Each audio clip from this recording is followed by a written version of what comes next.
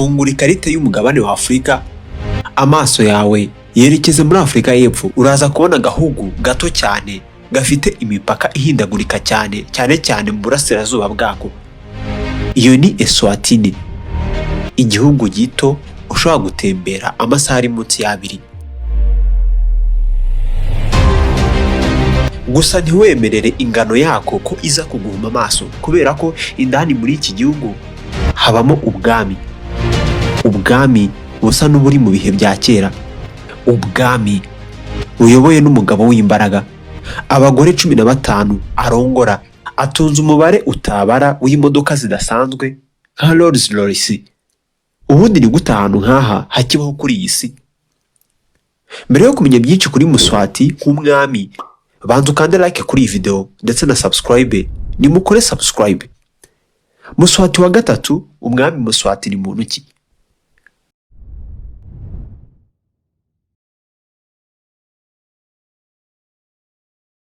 Uburyo igihugu giteye, ubwami bwa Eswatini busa n'ubwihishe mu nguni ya Afurika. Ni igihugu kidakora ku nyanja, kikaba kimwe muri bito kuri uyu mugabane. Gipima hafi ibirometero 175 uvuye mu majyaruguru ukagenda ukagera mu majyepfo.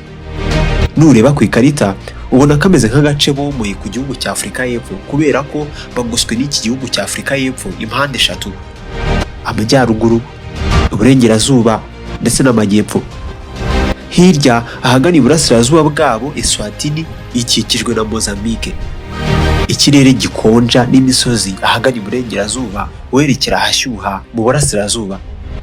Umugabo uyobora ubu bwami yitwa umwami Muswati wa gatatu. Uyu mugabo ntabwo asanzwe. Ubwo yatemberaga agera i Abu Dhabi muri Leta Zunze z'Abarabu, iki gihe yari mu ruzinduko. Ku kibuga cy'indege yahagiranye abagore 15, yari yazanye abana 30, abaja 100. Aba bagore nibo yarongoye. Nta wundi muyobozi nawe uzi wigeze atembera nk'uku. Niba hari muvuge. Reka duhere ku bagore. Muswati wa gatatu nk'umwami yarongoye byemewe n'amategeko inshuro 15. Bamwe bavuga ko abarirwa abagore 16, gusa 15 nibo bazwi neza. Gushaka abagore benshi muri iki gihugu ni ikimenyetso cyo gukomeza umubano n'ubumwe muri rubanda no mu moko aboneka muri iki gihugu. Ariko ntabwo abagore bose uko ari 15 bahari. 2 mu bashakanye kubw'ibyago barapfuye. Abandi 2 bamusabye gatanya, biyemeza gusiga ubuzima bw'icyubahiro bw'ubwami cyangwa se bwa cyami. None uyu munsi afite abagore babarirwa kuri 11 kugeza kuri 12 bazwi. Bisa nkaho ntawe ushimisha bose.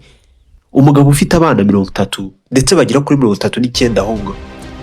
Guinness World Record ivuga ko uyu mugabo afite abana babarirwa kuri 36 cyangwa se 39 aho ngaho. Afite agahigo ko kuyobora ubwami mu bariho, afite abana benshi.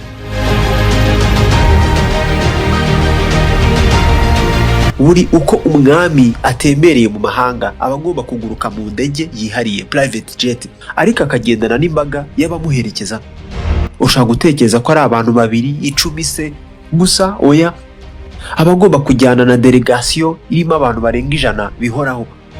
Baba barimo abagore be, abana, abarinzi b'ubwami cyangwa se b'umwami, abandi bayobozi mu bwami, abamufasha kuganira ndetse n'abantu be.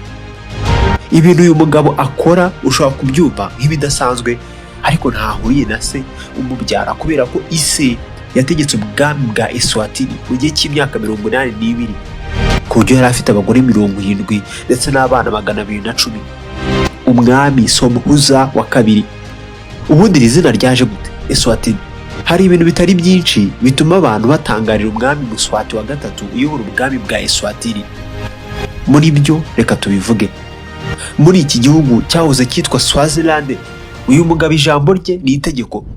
Nibwo bwami busigaye muri Afurika bwonyine. Abaho ubuzima buhenze, ibintu bitandukanye n'ubuzima bw'abaturage be. Ubukungu afite, urubuga Forbes ruherutse kumubara hafi miliyoni 200 z'amadolari nk'umutungo atunze, kandi umwami niwe ugenzura ikigo cy'ibwami cyigenga kizwi nka Royal Trust Tibio Takangwane, ikigo gipima za miliyaridi mu mafaranga. Mu bitangaza abantu kenshi ni ukuntu uyu mugabo yiharira 60% by'ubutaka bw'igihugu cyose. bwose n'ubwe.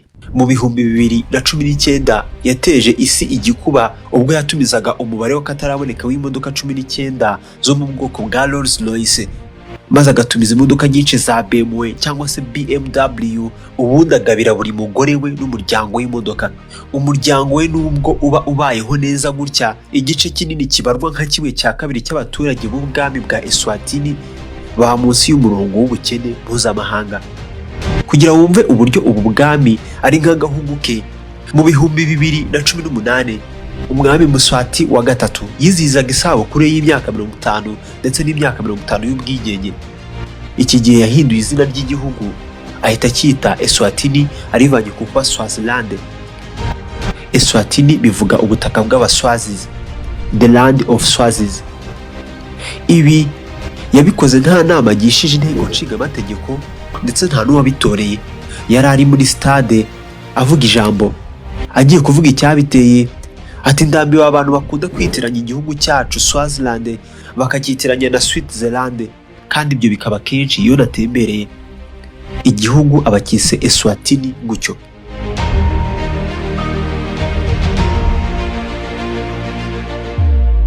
Muri ubu bwami buri kwezi kwa munane cyangwa se mu kwa 9 haba ibirori binini cyane by'umuco byitwa Reed Dance. Ni ibirori bimara iminsi 8. Abagore n'abakobwa batarashaka abagabo babarirwa mu binyacumi by'ibihumbi bava iwabo ubundi bakerekera ibwami. Baca ibijya kumera nk'ibyatsi birebire ubundi bakabishyira umugabekazi ari we nyina w'umwami ngo abikoreshe asana urugo rwe cyangwa se uruzitiro rw'imyaka. Ubundi ubwo bakabyira imbyino zidasanzwe za gakondo bambaye bidasanzwe. Aba ari ibirori byo kwizihiza ukuba hamwe nk'igihugu n'urubyiruko, ariko hakaba ahantu heza umwami ashobora gushimira umugore akamurongora. Yahoze ari we mwami muto ku isi. Umwami Muswati wa gatatu yimye ingoma ari muto cyane. Ise ubwo yatangaga, Muswati yakorewe imigenzo gakondo ubundi yambikwa ikamba mu 1986. Yari afite imyaka 18 yimye ingoma. Kuva ubwo yari ahindutse umwe mu bato bayoboraga ubwami icyo gihe ku isi hose. Ku batanzi nitwa Samuel Mugisha, ninjye wumva kuri mikro. Niwe uba ufite ububasha n'amategeko, kandi imyanzuro ye muri iki gihugu ntaho umenya ngo ni yihe ibishobora no kuguhinduka. Nk'urugero, ubwo barwanyaga virusi itera sida mu myaka y'ibihumbi 2000, yahise ategeka ko abagore bose bato bari bategetswe kudahuza ibitsina mu gihe kingana n'imyaka 5. Mu mezi make nyuma y'iryo tegeko, umwami ubwe yahise arongora umukobwa muto w'umwangavu amugira umugore wa 13. Mu kwiha igihano no kwica amande, mbese yiciye inka kubwo kurenga ku itegeko we ubwe yari yatanze. Ntayobora wenyine. Mu muco w'Abaswazi ntabwo umwami ategeka wenyine. Umwami bamwita nyama. Mu rurimi rwabo bisobanura intare. Abagomba kuba ayoboranye na nyina ariwe bita Drovukazi, bivuga inzovu nkuru. Umwami abagenzura ibijyanye n'imitegekere ari byo politike ndetse n'igisirikare, mu gihe nyina aba areberera umuco ndetse n'ibijyanye n'imiyoborere y'ubugingo spirituel cyangwa se spiritual.